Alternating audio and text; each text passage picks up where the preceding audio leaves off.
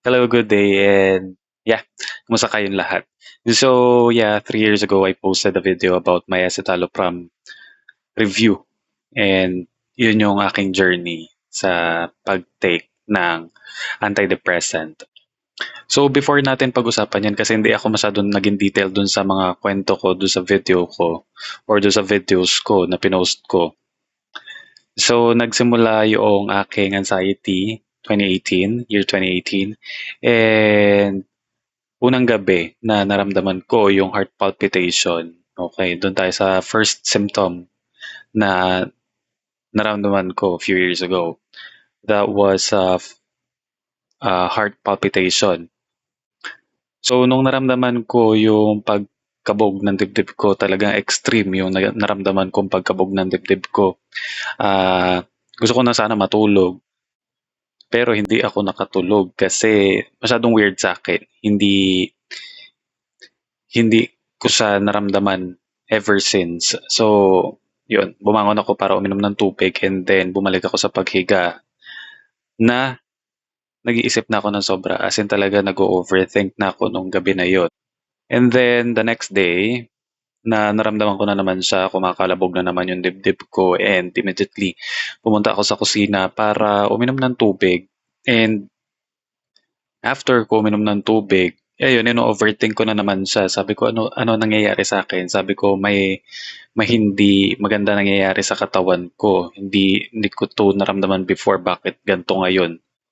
So, ang biggest mistake ko na ginawa ay sinearch ko lahat or yung nararamdaman ko sa Google and nag-search din ako ng um, mga katulad ng nararamdaman ko sa YouTube and ayun, pinalala lang niya yung ah, pag-iisip ko.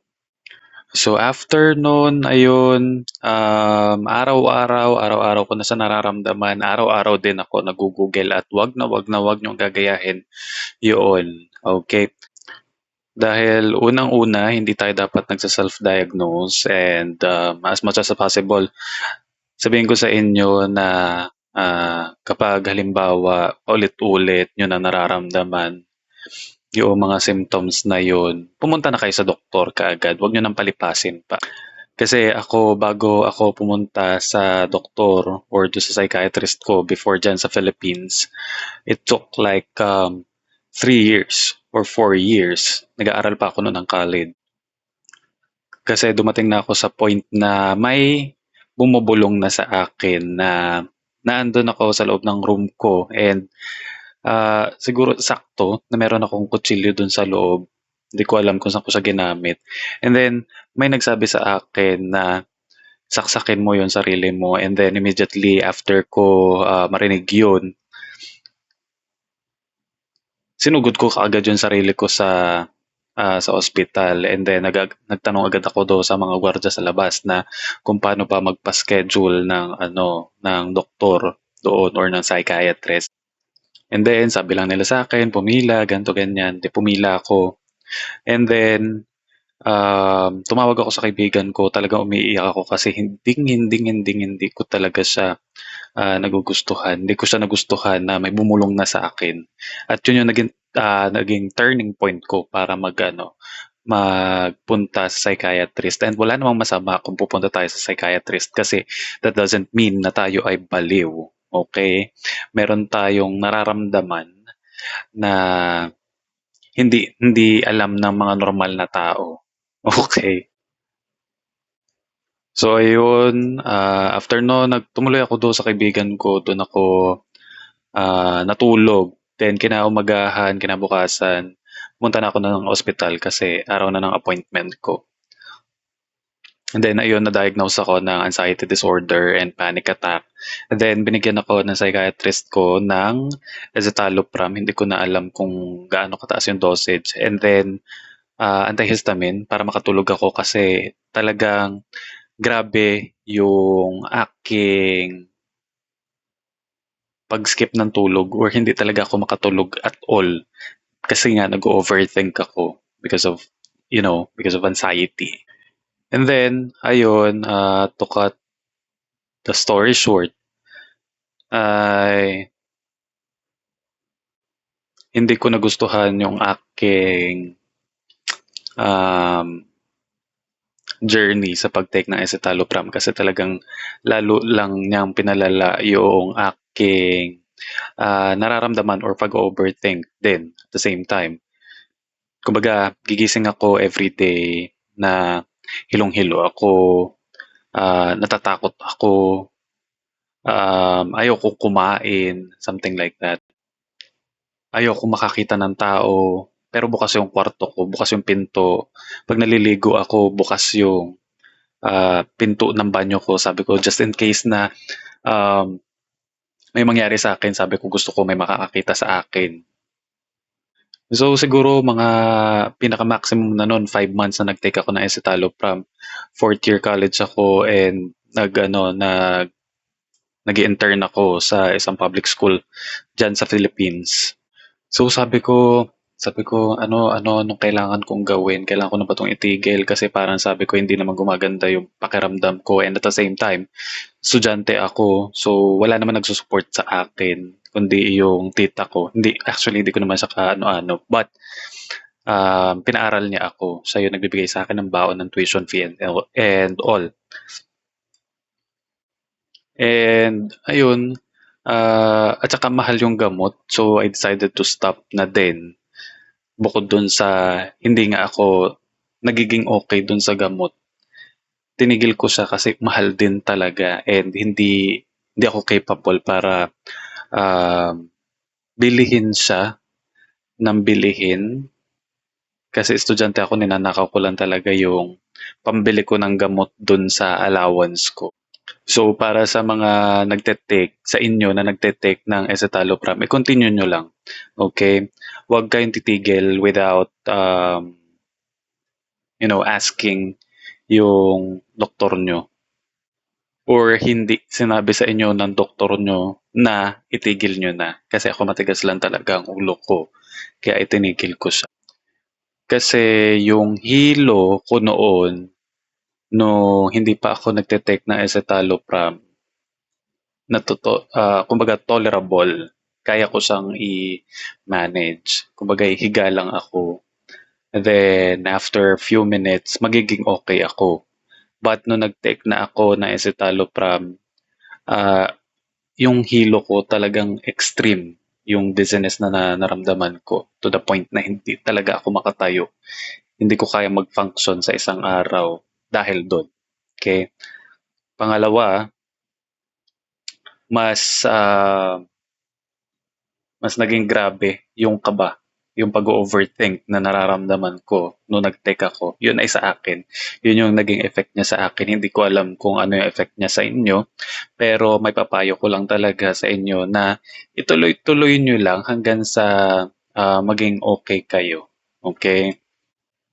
Kasi nagkaroon tayo dito ng isang nag-comment dun sa previous video ko and then he messaged me on Facebook before. At naging magkaibigan kami, lagi kami nag-uusap. And same, yun, kumbaga meron na nga siyang parang pumapasok na sa isip niya na yung mga suicidal thoughts. And then, ayun, habang ako may nararamdaman, pinapayuhan ko siya kasi alam ko how it feels.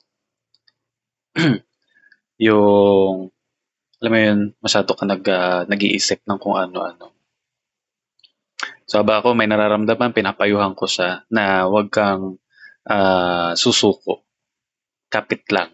And nakikita ko yung post niya sa Facebook. Okay na siya. Naging okay din siya. And sobrang happy ko for him kasi naging okay siya, kinaya niya. At pumasa siya sa licensure examination for professional teachers. Nito lang nakarang buwan. Basta, hindi ko na matandaan. Basta pumasa siya. And kinaya niya. Matagal din siya nag-struggle katulad ko. And ayun, buti nakinig siya sa payo ko.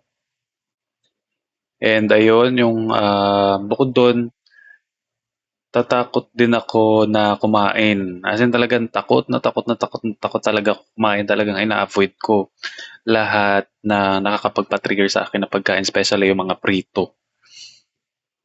nung mga yun, ayun. Dati nung hindi pa ako nagte-take ng antidepressant, medyo kaya kong kumain. Pero nung nag-take na ako, parang basta makakita lang ako kahit kaunting mantika, nag nag-iisip na ako, sabi ko kaya ko ba 'to? Mabubuhay pa ba ako? Baka atakihin ako sa puso, baka ma-stroke ako 'pag kinain ko 'to. As in talagang gano'n yung nararamdaman ko nung mga time na yun. Talagang pinipili ko, sabi ko prutas, gulay na steam, yan ganyan, na isda, ganyan. As in talagang in-avoid ko talaga yung mga prito kasi talagang 'pag nakakita ako nun talaga, grabe, talagang nagpa-panic na ako after ko makita yun. So ayun, magiging payo ko lang talaga sa inyo, ituloy-tuloy niyo lang. Huwag kayong masyadong manood ng mga YouTube videos na makakapagpa-trigger sa inyo or ng mga sakit na malala na akala nyo. Kasi ako, yun talaga yung naging, yun talaga yung nakapagpalala nung aking isipin before panonood ng mga YouTube videos kung ano-anong sakit. And kung suki kayo ni Dr. Willie Ong, ayan, kung suki kayo ni Dr. Willie Ong, kasi lagi ko rin pinapanood. And marami akong mga sakit na, alam mo yun, tinatry ko. Sabi ko baka mamaya, ito na yung sakit na yun. Sabi ko baka mamaya mamamatay na ako. Yan, wag na wag. Okay? Kapag nagte-take kayo ng escitalopram, nag-iisip kayo, control. Okay? Inhale, exhale, inhale, exhale. Okay? Alam ko na kaya nyo, katulad ko, kaya nyo na malampasan yung ganyang chapter ng buhay nyo na binigay sa atin ni Lord. Okay? So, kung may mga nararamdaman kayo, if feeling nyo walang willing makinig sa inyo, andito ako. Pwede nyo ako i-message. Sa Facebook ko, pwede nyo ako i-message. Hindi ko, hindi man ako makapag-reply agad, but I will try to at least ay maka-reply sa inyo, ma-comfort kayo. Okay? No matter ah yung ating time difference. Okay? Basta wag kayong mahiya. I-message nyo lang ako. And makikita nyo naman kaagad yung Facebook ko, Kevin Dave Gonzalez Elauria. So, ayun. Message nyo lang ako. Pwedeng pwede. Actually, ngayon, to be honest, ako ay nakakaramdam pa rin ng anxiety, pero hindi na siya severe na katulad nung dati. Nakakaramdam ako hanggang ngayon. And ginagawa ko to manage my anxiety para hindi siya magtuloy-tuloy ng panic. Nanonood ako ng movies, yung nag-iisip ako ng masasayang memories with my friends nung naandyan pa ako sa Philippines. And iniisip ko yung mga kaibigan ko, yung family na nakakapagpasaya sa akin. Ayun, yun lang iniisip ko and yun din try nyo isipin, okay, try nyo isipin yung mga gano'n, yung mga masasayang memories nyo together with your family and friends nung wala pa kayo sa ganyang situation. And promise, magwo-work siya, okay, or nag-work siya for me and alam ko hindi yun magwo-work all the time sa sa ating lahat. Pero wala namang masama kung susubukan natin, okay? Basta ayun lang, sa susunod ulit i-share ko yung life ko dito sa YouTube and i-open ko yung sarili ko para sa mga gano'n. Okay, i-share ko yung life ko na bilang clinically diagnosed ng anxiety disorder tsaka may panic attack. So ayan, enjoy lang natin ang buhay natin and matatapos din 'yan. continue nyo lang yung pag-inom ng gamot and huwag tayong mag-search sa Google. Okay? Kasi hindi sa atin makakatulong si Google. Alam ko mahirap pero kaya natin. Ingat.